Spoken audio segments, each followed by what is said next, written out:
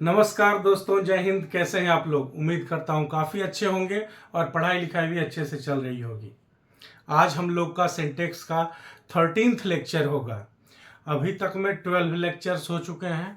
इन 12 lectures में हमने शुरुआत से कि सिंटेक्स आखिर है क्या, सिंटेक्स में हम लोग क्या पढ़ते हैं, कितने रूल्स हैं, कौन कौन से रूल्स हैं, फिर हमने शुरुआत से पढ़ना शुरू किया सिंगुलर सब्जेक्ट के साथ सिंगुलर वर्ब, प्लूरल सब्जेक्ट के साथ प्लूरल वर्ब, और आगे बढ़ते बढ़ते लेक्चर नंबर 13 पे आए हैं। लेक्चर नंबर 13 का रूल कहता है कि अगर आपको कोई भी कलेक्टिव नाउन लिखा हुआ दिखे जिसके पहले क्या लगा हुआ रहे, ए, वन या एन, बहुत इंपॉर्टेंट है और बहुत ज़्यादा कंफ्यूजन इसमें लोगों को होता है। होता क्या है कि यहाँ पे कलेक्टिव नाउन और कॉमन नाउन का जो कॉम्बिनेशन हो रहा होता है और उसके साथ में जो ए एन यहाँ पे लिखा हुआ होता है वो कंफ्यूजन क्रिएट करता है। बहुत इंपॉर्टेंट है, इसको आप अक्सर पाइएगा कि कॉम्पिटिटिव एग्जाम्स में जो सवाल आ रहे हैं उसमें से अगर कोई 10 सवाल पूछ रहा है तो उसमें 1-2 सवाल इससे रहता है, और 10 एग्जाम में 6-7 एग्जाम में इसमें ये जरूर आता है एग्जाम में सवाल बन के। ठीक है ना? तो क्या है रूल है कि अगर ए वन एन ऐसा रहे, मतलब सिंगुलर रिप्रेजेंटेशन देना रहे किसका, किसी भी कलेक्टिव नाउन का। ठीक है, तो ए एन या वन लिखने के बाद जो कलेक्टिव नाउन लिखेगा वो नेचर से कैसा रहेगा, हमेशा सिंगुलर। क्यों? क्योंकि ए वन या एन के बाद जो भी नाउन आता है वो सिंगुलर ही आता है, आप जानते हो। और इसके बाद क्या होता है, रहता है प्रीपोजिशन ऑफ, और ऑफ के बाद ये नाउन रहता है। तो ये कौन सा नाउन है, कलेक्टिव नाउन, और ये कौन सा नाउन रहेगा, कॉमन नाउन, जिसका ये कलेक्शन होगा। आप एग्जाम्पल के थ्रू समझिए कि क्या कहना चाह रहा है। जैसे यहां पे लिखा हुआ है ए ग्रुप ऑफ 5 बॉयज। ये ग्रुप क्या है, कलेक्टिव नाउन है ना। ये जो कलेक्टिव नाउन यहां लिखा हुआ है क्या है, ग्रुप है। इससे पहले क्या लगा हुआ है, ए, तो ए ग्रुप है तो ये सिंगुलर होगा, इसलिए यहां पे सिंगुलर लिखा हुआ है।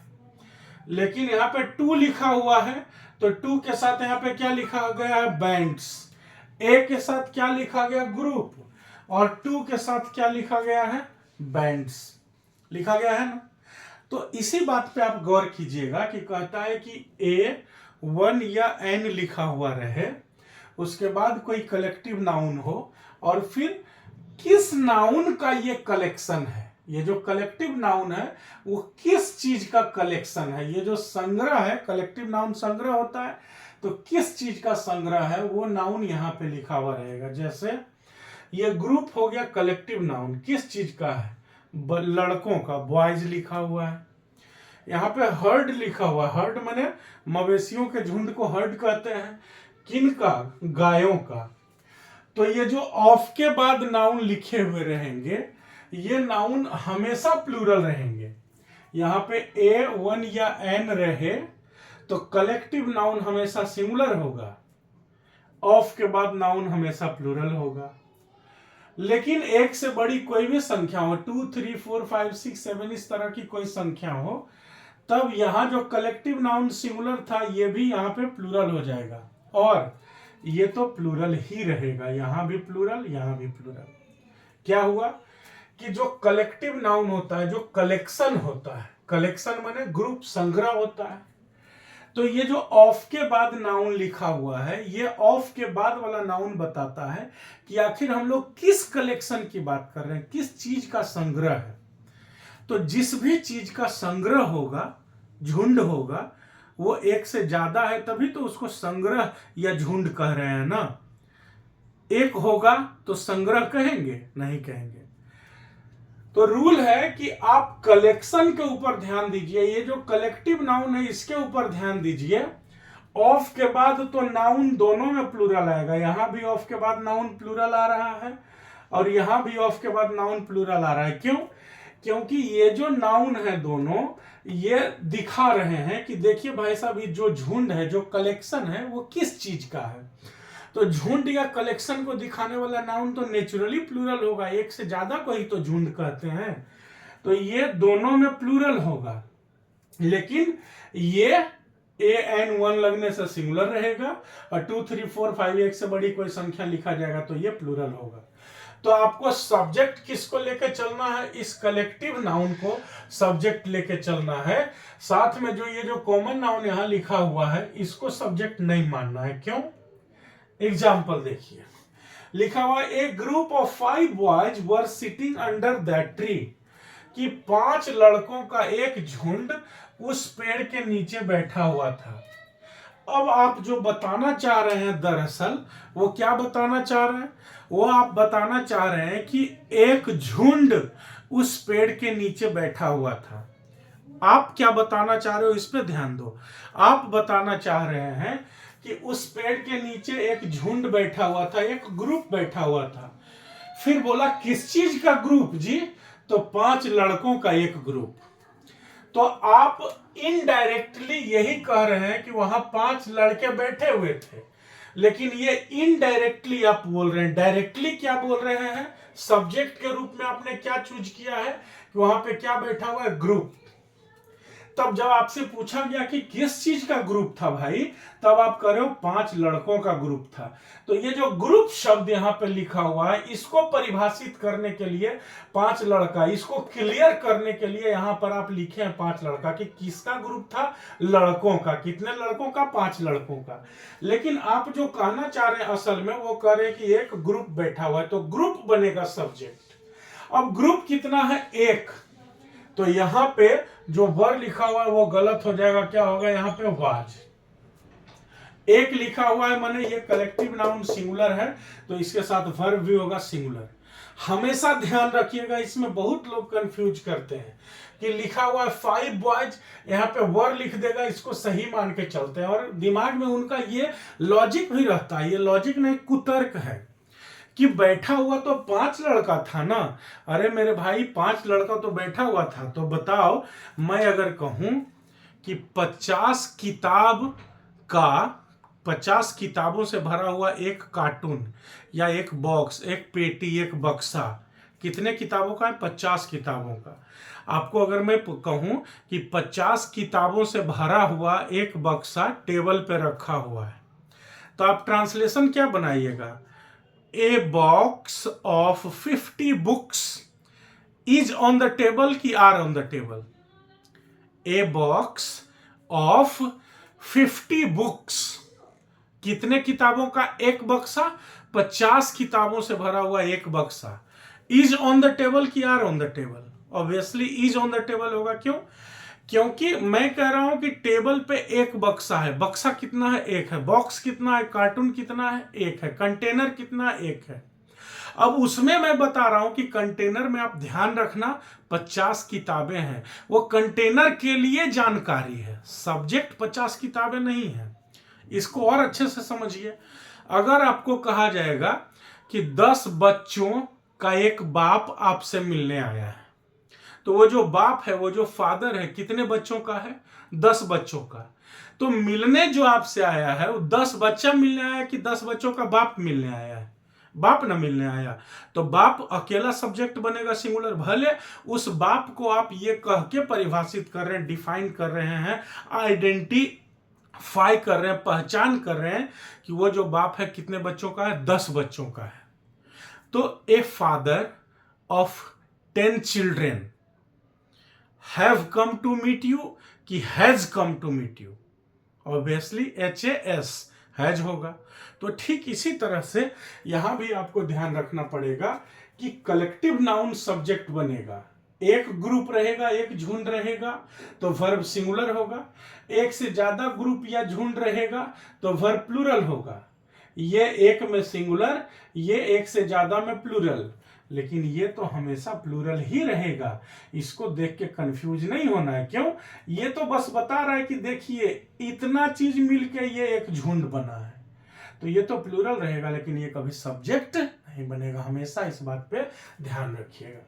जैसे a group, A heard, heard मैंने होता है मवेशियों का, है ना। आपको ध्यान रखना पड़ेगा। मैं एक शॉर्ट वीडियो बनाऊंगा जिसमें एनिमल और मवेशी, जरूर देखिएगा। मैं एक्सप्लेन करूंगा कि एनिमल और कैटल में क्या डिफरेंस होता है। तो हर्ड मतलब होता है मवेशियों का झुंड। मवेशी किसे कहते हैं? जिन जानवरों को हम खेती बाड़ी के लिए पालते हैं। दो शब्द होता है, एक होता है खेती, एक होता है बाड़ी। बोलचाल की भाषा में लोग भले बोल देते हैं खेती बाड़ी, तो एक ही हो गया। नहीं, खेती माने खेत फसल उगाने वाला काम, और बाड़ी मतलब पशुओं का पालना, गाय का पालना, बैल का पालना, दूध निकालने वाला डेयरी वाला काम, और जो जिससे खेती को सपोर्ट मिलता है और जिसको खेती से सपोर्ट मिलता है वो बाड़ी होता है। ठीक है, खेती और बाड़ी लॉजिकल चीज है, ऐसा नहीं कि बस एक ही में बोल दिए। खैर, तो ए हर्ड ऑफ 10 काउज, झुंड कितना था? एक। कितनों का? 10 गायों का झुंड। तो मैं गायों की बात नहीं कर रहा हूं, जैसे मैंने अभी क्या कहा, ए फादर ऑफ 10 चिल्ड्रन, 10 बच्चों का एक बाप। तो जो घास चरने की बात हो रही है वो झुंड की बात हो रही है। भले ये अंडरस्टूड है कि झुंड में कौन है? गाय ही है, वो अलग बात है, लेकिन मैं बता क्या रहा हूं, झुंड। तो एक झुंड है, तो यहाँ पे वर जहां लिखा हुआ है, यहाँ भी वर नहीं होगा, क्या होगा? वाज होगा। काउज को देख के यहाँ पे वर नहीं लगाएंगे, वाज लगाएंगे। क्यों? क्योंकि ये झुंड कितना का, हर्ड कितना का है? ये एक हर्ड है, एक झुंड है। कितने का? 10 गाय का। फिर आगे है ए गैंग। कितना गैंग है? 3 क्रिमिनल्स का। 3 क्रिमिनल्स का कितना गैंग है? एक गैंग है, एक मात्र गैंग है। तो यहाँ पे जो हैव बीन लिखा हुआ है ये गलत होगा, यहाँ पे क्या होगा? Has been arrested. लेकिन अब यहां देखिए आप, 2 बैंड्स। बैंड क्या होता है? ग्रुप ऑफ म्यूजिशियंस, संगीत बजाने वालों का ग्रुप को हम बैंड कहते हैं। तो अब यहाँ पे बैंड कितना है? 2, इसीलिए यहाँ पे क्या लगा? आर। यहाँ सब्जेक्ट प्लूरल है, इसलिए इसके लिए यहाँ वर्ब भी प्लूरल होगा।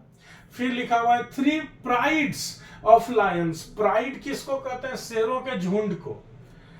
तो 3 प्राइड्स ऑफ लायंस। अब यहां पे ऑफ लायंस जो है वो लिखना मैंडेटरी नहीं है, क्योंकि प्राइड्स होता क्या? मैंडेटरी माने जरूरी नहीं है। प्राइड्स होते क्या है? शेरों के ही झुंड होते हैं। तो यहाँ पे बेहतर होगा कि ऑफ के बाद 10, 20, 50, 100 जो भी लिखना होगा आप लिख दीजिए। तो मैंने उदाहरण के तौर पे लिख दिया 20। लेकिन अगर आप 20 नहीं लिखते हैं तो ऑफ लायंस लिखना जरूरी नहीं है, आप डायरेक्टली लिख सकते हैं 3 प्राइड्स वर स्पॉटेड। अब यहाँ पे वर्ब कैसा लगा? प्लूरल लगा। क्यों? क्योंकि कितने प्राइड्स हैं, शेरों के कितने झुंड की बात हो रही है? 3 झुंड की बात हो रही है। तो 3 झुंड सब्जेक्ट हुआ तो वर्ब प्लूरल होगा, क्योंकि सब्जेक्ट भी प्लूरल। फिर सम स्वार्म्स, है ना? तो स्वार्म ऑफ फिश लिखना जरूरी नहीं है ना? क्योंकि स्वार्म मतलब होता है कलेक्शन ऑफ या ग्रुप ऑफ फिश। तो सम स्वार्म्स लिखा है, कितना है ये क्लियर नहीं है, लेकिन कुछ है। अब चूंकि झुंड काउंटेबल होता है, ग्रुप काउंटेबल होता है, यहाँ पे वर्ब प्लूरल है, कुछ रहेगा तो प्लूरल ही होगा। मैंने आपको बताया कि कभी भी कुछ शब्द का इस्तेमाल, जैसे कहोगे कुछ लोग आपसे मिलने आए हैं, तो कुछ लोग माने एक लोग कभी होगा नहीं ना। कुछ मतलब हमेशा एक से ज्यादा ही होता है, भले कितना भी कम हो, लेकिन एक से ज्यादा होता है। तो जब एक से ज्यादा होगा तो सब्जेक्ट प्लूरल होगा, इसलिए वर्ब भी प्लूरल होगा।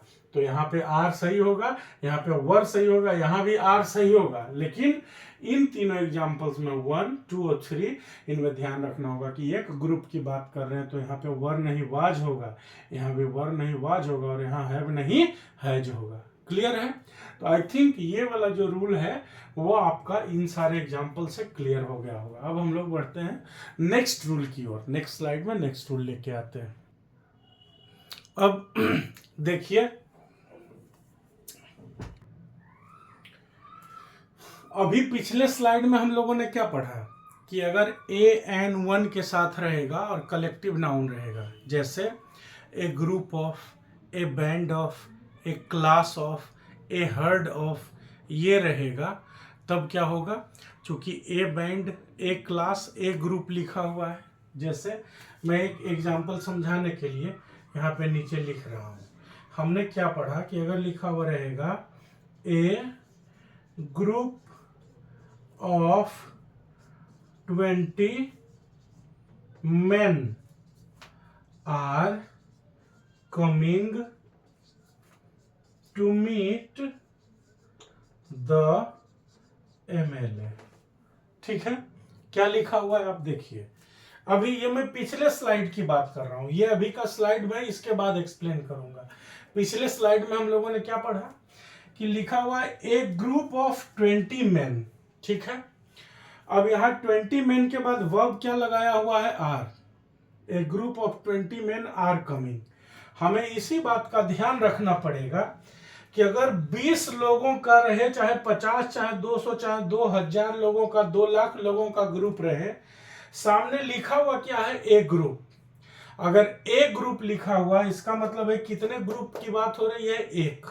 लोग चाहे इसके भीतर जितने भी हों, ग्रुप कितना है, एक। तो मेरा जो कहने का असल तात्पर्य है वो क्या है कि एक ग्रुप आपसे मिलने आ रहा है, मतलब जो एमएलए है उससे मिलने के लिए आ रहा है। कितना ग्रुप है जी, तो एक ग्रुप। अब एक ग्रुप में आदमी कितने हैं, तो ये आपको जानकारी देने के लिए लिखा गया है कि इस ग्रुप में 20 लोग हैं, लेकिन मैं सब्जेक्ट किसको बना रहा हूं, ग्रुप को। कितना ग्रुप है, एक ग्रुप। तो यहां पे जो आर लिखा हुआ है वो क्या होगा, इज होगा। अब इसी से यहां पे आइए, यहां क्या लिखा हुआ है, a number of, a large number of, a good number of, a great number of, a huge number of. सब में number of number of number of लगा हुआ है ना। इन सब का मतलब a number of, a large number of, a good number of, a great number of, a huge number of, इन सब का मतलब क्या होता है जानते हैं? इन सब का मतलब होता है काफी संख्या में। मतलब जिसकी भी बात हो रही है उसकी संख्या कितना है, तो काफी है, बहुत अधिक है। अब ये क्या है, ये पूरा फ्रेज है, a number of prepositional phrase में आ जाएगा, ए लार्ज नंबर ऑफ। अब यहां से तुलना इसका कीजिएगा ए ग्रुप ऑफ, तो कंफ्यूजन होगा कि अरे यहां बोला था a group of, one herd of रहेगा, तो इधर चाहे प्लूरल नाउन ही क्यों ना हो, वर्ब सिंगुलर लगाना है। यहां बात अलग है, यहां पे ये कलेक्टिव नाउन है, यहां पे ये कलेक्शन, ये झुंड को बता रहा है, जो कि कितना है, एक है। यहां पे ये झुंड नहीं है, यहां पे ये पूरा का पूरा फ्रेज है, ए नंबर ऑफ। ये पूरा मिला के इसका मतलब क्या होता है, काफी संख्या में। तो जिसकी भी संख्या काफी हो जाएगी, तो दो बात ध्यान रखना है कि अगर संख्या है तो काउंटेबल होगा, ये तो निश्चित हो गया। और दूसरा बात है संख्या कितना है, काफी है। तो जिस नाउन की संख्या काफी हो जाएगी वो कैसा होगा, हमेशा प्लूरल होगा। इससे इसमें कंफ्यूजन नहीं क्रिएट करना है। यहां पे ये जो नाउन लिखा हुआ है प्लूरल वाला, ये बताता है कि कितने नाउन का ये वाला झुंड है, और सब्जेक्ट ये झुंड बनता है। यहां झुंड नहीं बन रहा है, यहां टोटल संख्या ही इतना है कि गिनती नहीं कर पा रहा, इसलिए कह देता कि बहुत सारे लोग। समझ रहे हैं बात को? फ्रेज लिखने का खाली तरीका अलग है, a number of, a large number of लिखा हुआ है, लेकिन उसका कहने का मतलब क्या हुआ, बहुत सारे जो भी हो, लोग हो तो लोग, विद्यार्थी हो तो विद्यार्थी, किसान हो तो किसान, घर हो तो घर, किताब हो तो किताब, कितने, तो बहुत सारे। यहां पे सब्जेक्ट बहुत सारा नाउन बन रहा है, और यहां पे सब्जेक्ट कौन बन रहा है, बहुत सारे नाउन्स का एक ग्रुप। दोनों में अंतर है, यहां पे डायरेक्टली बहुत सारे नाउन ही सब्जेक्ट बन रहे हैं, और यहां बहुत सारे नाउन का एक ग्रुप, एक झुंड सब्जेक्ट बन रहा है। तो जब झुंड है एक, तो सब्जेक्ट सिंगुलर, वर्ब सिंगुलर। लेकिन यहां झुंड का कोई वैसा है नहीं सिस्टम, कोई व्यवस्था। यहां पे पूरा संख्या को ही कह रहा है, ए लार्ज नंबर ऑफ, काफी संख्या में, ए गुड नंबर ऑफ, काफी संख्या में। ठीक है ना? तो यहां पे नाउन भी प्लूरल होगा और वर्ब भी हमेशा प्लूरल होगा। क्लियर है? जैसे लिखा हुआ है, a number of students have, लिखा ना यहां पे मैंने, क्या लिखा हुआ है, a number of students have passed with good marks. इस सेंटेंस का क्या मतलब निकला? इसका मतलब हुआ कि काफी संख्या में विद्यार्थी अच्छे नंबरों से पास किए। मतलब मैट्रिक का या इंटर का जो एग्जाम हुआ उसके बारे में कह रहा है कि रिजल्ट आ गया जी, तो हाँ आ गया। क्या हुआ? तो अरे बहुत सारा विद्यार्थी को इस बार फर्स्ट डिवीजन आया है। मतलब क्या हुआ इसका? A good number of, a huge number of, a great number of students have passed with good marks, with first division grade, है ना, फर्स्ट क्लास ग्रेड। तो ये जो लिखा हुआ है ए नंबर ऑफ स्टूडेंट्स, इसका मतलब वो काफी संख्या में विद्यार्थी क्या है पास्ड विथ गुड मार्क्स, अच्छे नंबरों से पास किए हैं। तो ये जो पास करने वाला है यहाँ पे है वर्ब लिखा हुआ है ना, मैंने क्या कहा था आपको कि is am are was were रहे, हैज हैव रहे, डू डज डिड रहे, V1 V5 रहे। तो वहां देखिए इसके बाद की क्या कहानी है, तो have passed with good marks, अच्छे नंबरों से पास किए हैं। कौन पास किए हैं भाई, तो बहुत सारे विद्यार्थी। तो बहुत सारे विद्यार्थी जब सब्जेक्ट बनेंगे तो वर्ब भी प्लूरल होगा। ठीक इसी तरह से ए huge number of devotees, devotees माने क्या होता है, डिवोटी माने होता है श्रद्धालु, DEVOTEE माने टी डबल ई जिसको कहते हैं, हालांकि डबल बोलना नहीं चाहिए लेकिन आम बोलचाल में लोग बोल देते हैं DEVOTEE, 2 बारी ई आता है तो 2 बारी ई बोलिए। डिवोटी माने होता है श्रद्धालु, है ना, जो अभी जा रहे हैं कुंभ में, प्रयागराज में संगम तट पर स्नान करने।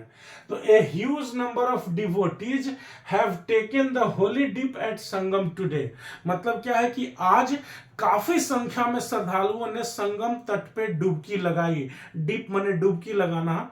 तो क्या कह रहा है कि काफी संख्या में श्रद्धालुओं ने have taken the holy dip, holy माने पवित्र होता है ना, आज माघ पूर्णिमा का दिन है भाई, तो आज का स्नान और ज्यादा पवित्र हो गया, जो हमारी मान्यता, हिंदू धर्म की मान्यता है। तो कह रहा है कि बहुत सारे श्रद्धालुओं ने आज संगम घाट जो है, संगम जो स्पॉट होता है कहने के लिए कि वो संगम वाला जो जगह है वहां पे वो पवित्र स्नान का आनंद लिया।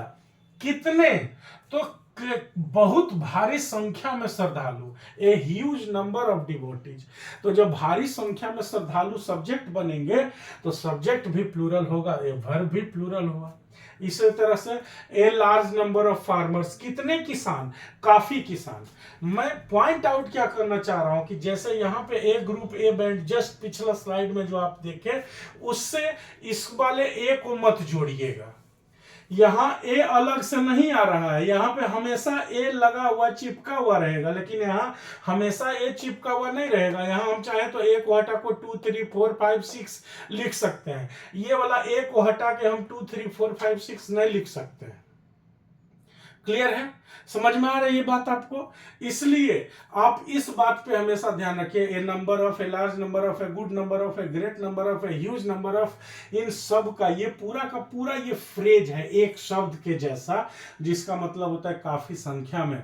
और काफी संख्या लिख दीजिएगा, उसके बाद नाउन लिखिएगा, तो नाउन और वर्ब हमेशा प्लूरल होगा। लेकिन अब यहां पे ध्यान लगाना है, अगर यही a number, a large number, a huge number, a great number, ये सब नहीं हो के क्या रहे, द नंबर, तो जब द नंबर लिखाएगा तो नाउन तो प्लूरल होगा लेकिन वर्ब सिंगुलर होगा। अब इस लॉजिक को समझिए। जैसे पहला एग्जांपल यहां पे क्या कह रहा है, a number of students have passed with good marks. मान लीजिए कि 10 लाख लोगों का रिजल्ट आया जिसमें 8 लाख लोग फर्स्ट डिवीजन पास कर गए, तो कहेंगे कितना विद्यार्थी का फर्स्ट डिवीजन आया जी, तो बहुत सारा, a number of, a great number of, a huge number of. बोलेंगे कितने विद्यार्थी फर्स्ट डिवीजन से पास किए, तो बहुत सारे विद्यार्थी फर्स्ट डिवीजन से पास किए। लेकिन जब द नंबर लिखता है तो क्या होता है, इसको समझिए। अगर आज विद्यार्थियों की संख्या जो फर्स्ट डिवीजन पास किए हैं उनकी संख्या मान लीजिए 500 है, ये जो 500 नंबर है ये क्या है, ये उन विद्यार्थियों की संख्या है जो इस बार फर्स्ट डिवीजन पास किए हैं। अब अगला बार फर्स्ट डिवीजन पास करने वालों की संख्या अगर 600 हो जाए, तब हम 2 तरह से इस बात को बता सकते हैं।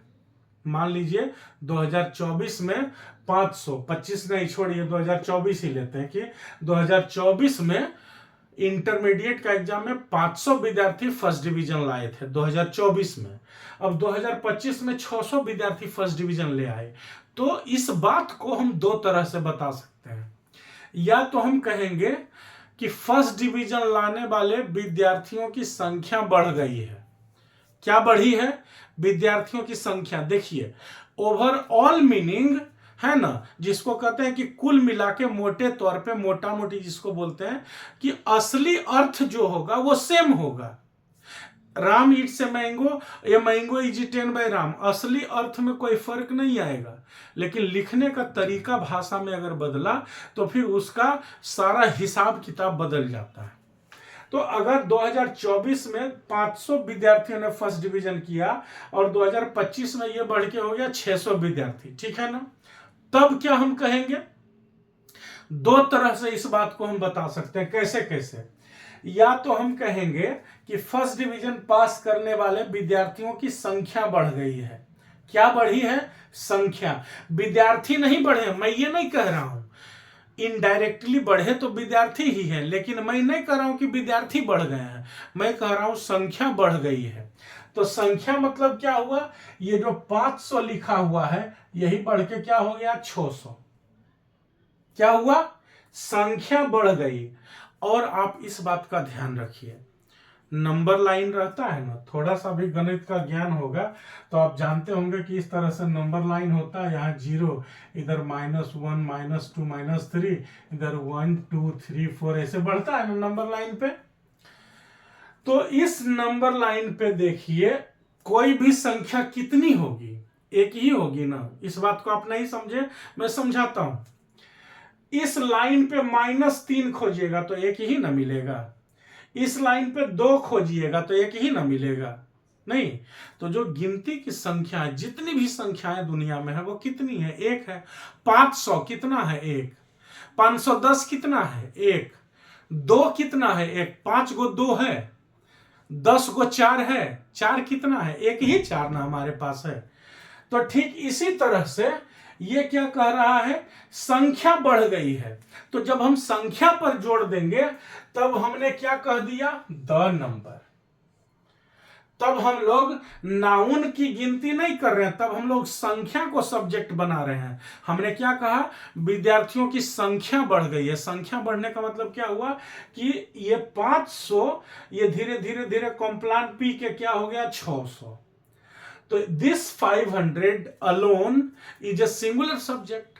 नहीं, कोई भी संख्या अपने आप में एक है। एक है तो सब्जेक्ट अकेला है, सब्जेक्ट अकेला है तो सिंगुलर सब्जेक्ट होगा, ठीक है। जैसे कहेंगे 4 बढ़ के 5 हो गया। मान लीजिए कोई आदमी का नाम है 4, तो वो अकेला एक ही ना हुआ। 4 जो संख्या लिखा हुआ रहता है, समझिए वो आदमी है, तो कैसा होगा? सिंगुलर ही होगा ना। तो दुनिया में एक ही 4 है, एक ही 5 है, एक ही 100, एक ही 150 है। तो कोई भी संख्या अगर बढ़ रही है तो इस संख्या के लिए हम क्या लिखते हैं? The number. अब जो द नंबर रहता है वो रहता किसका है? नाउन की ही ना संख्या रहती है। विद्यार्थियों की संख्या बढ़ गई है, तो यहां जो विद्यार्थियों लिखा हुआ है वो तो ठीक है, लेकिन हमने सब्जेक्ट किसको बना दिया? संख्या को। और जब हम कहेंगे विद्यार्थियों की संख्या बढ़ गई है तो जो संख्या सब्जेक्ट बना, इसको हम दूसरे तरीके से भी बोल सकते हैं। कहेंगे फर्स्ट डिवीजन वाले विद्यार्थी इस बार बढ़ गए हैं। अब इस बार मैंने क्या बढ़ाया? विद्यार्थी। अर्थ दोनों का सेम है, अर्थ में कोई अंतर नहीं है, लिखने का बोलने का तरीका में अंतर है। तो लिखने का बोलने का तरीका में जैसे राम ईट्स मैंगोज, क्या कहा मैंने? Ram eats mangoes. और पैसिव बनाएंगे तो क्या हो जाएगा? Mangoes are eaten by Ram. Subject mangoes बना तो उसके हिसाब से सब्जेक्ट, सब्जेक्ट राम बना तो उसके हिसाब से, मैंने verb sorry, Ram eats mangoes अगर लिखा जाए तो होगा mangoes are eaten by Ram. तो सब्जेक्ट जब राम है तो उसके हिसाब से इट्स लगा, सब्जेक्ट जब मैंगोज बना तो उसके हिसाब से आर लगा। अर्थ तो दोनों में सेम है कि आम को कौन खा रहा है? तो राम। राम क्या खा रहा है? तो आम। काम करने वाला और जो क्रिया है वो तो सेम ही है, लिखने का तरीका अलग है। तो वैसे ही इस बात को 2024 में फर्स्ट डिवीजन वाले 500 विद्यार्थी हैं, 2025 में 600 हो गए। इस बात को हम दो तरीके से कह सकते हैं। कैसे कैसे? एक, हम कहेंगे विद्यार्थियों की संख्या बढ़ गई है। मैंने क्या बढ़ाया? संख्या। तो संख्या बढ़ी तो हम क्या लिखेंगे? The number of students has increased. Have नहीं, हैज इंक्रीज्ड। क्यों? क्योंकि द नंबर यहां पे बनेगा सब्जेक्ट, और कोई भी नंबर, कौन सा नंबर? तो ये वाला नंबर। कोई भी नंबर एक ही होता है। नंबर लाइन पे उठा लो, 4 10 गो मिलेगा, -8 20 गो मिलेगा, अकेले ना मिलेगा। और इसी बात को हम दूसरे तरह से कैसे कहेंगे, फर्स्ट डिवीजन वाले विद्यार्थी बढ़ गए हैं, ठीक है। तब हम लिखेंगे the students with first division grade, the students with first division grade. अभी हम किसको बढ़ा रहे हैं, विद्यार्थियों को बढ़ा रहे हैं। तो स्टूडेंट्स को हम सब्जेक्ट बनाएंगे तो फिर प्लूरल वर्ब लगेगा, और द नंबर को सब्जेक्ट बनाएंगे तो सिंगुलर वर्ब लगेगा, हमेशा याद रखिएगा। इसलिए a number of, a large number of, a good number of, इसमें भी नंबर ऑफ दिख रहा है तो आगे ए देख के भ्रमित मत होइएगा, नाउन भी प्लूरल रखिएगा और वर्ब भी प्लूरल रखिएगा। आगे ए देख के भ्रमित मत होइएगा, इन सब का मतलब होता है काफी संख्या में, और काफी संख्या में कोई भी नाउन होगा तो प्लूरल होगा, इसलिए वर्ब भी प्लूरल होगा, है ना। लेकिन जैसे ही द नंबर आप देख रहे हैं तो फिर नाउन को तो प्लूरल रखना ही रखना है, लेकिन वर्ब क्या हो जाएगा, सिंगुलर। क्यों होगा, क्योंकि कोई भी संख्या जब सब्जेक्ट बनेगा तो संख्या कोई भी हो एक ही होता है, और जो अकेले है वो सिंगुलर है, और सिंगुलर के साथ वर्ब सिंगुलर होता है। इसीलिए यहाँ पे ए लार्ज नंबर ऑफ फार्मर्स है तो आर रहा, लेकिन द नंबर ऑफ फॉरेनर्स, विदेशियों की संख्या क्या है, is more than the number of locals in Goa.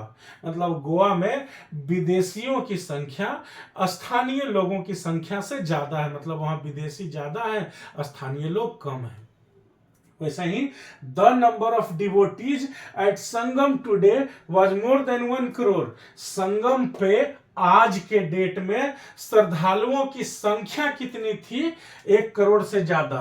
तो टोटल संख्या भले 1 करोड़ से ज्यादा है, लेकिन संख्या तो संख्या है, तो द नंबर रहेगा, सब्जेक्ट तो सिंगुलर, सब्जेक्ट के साथ वर्ब भी सिंगुलर होगा। यहां भी इज लगा है, वहां भी वाज, क्लियर है।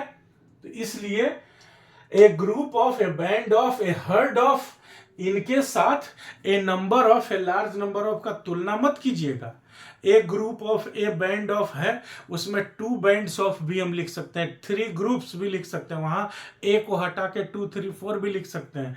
लेकिन यहां जो लिखा हुआ है ए, सबसे पहले इनमें किसी में से ए को हटाया नहीं जा सकता, ये फिक्स्ड है, इसी तरह से ही ये होते हैं, क्लियर है ना। और a number of, a large number of में नाउन प्लूरल और वर्ब भी प्लूरल, लेकिन जैसे ही द नंबर लग गया तो नाउन तो प्लूरल होगा लेकिन वर्ब सिंगुलर होगा। क्लियर, समझ में आ गया। तो आई होप पूरा आपको आज का लेक्चर नंबर 13 अच्छे से समझ में आया होगा। समझ में सही से आ रहा है तो औरों से शेयर कीजिए, दोस्तों को भी बताइए, चैनल को सब्सक्राइब करने को कहिए, हमारी मदद करिए, हम भी ग्रो करेंगे, आप भी ग्रो कीजिएगा। वीडियोज अच्छे लगते हैं तो शेयर कीजिए, कमेंट किया कीजिए, नीचे लाइक किया कीजिए, और अच्छे से पढ़ाई कीजिए। तब तक के लिए thank you and all the best.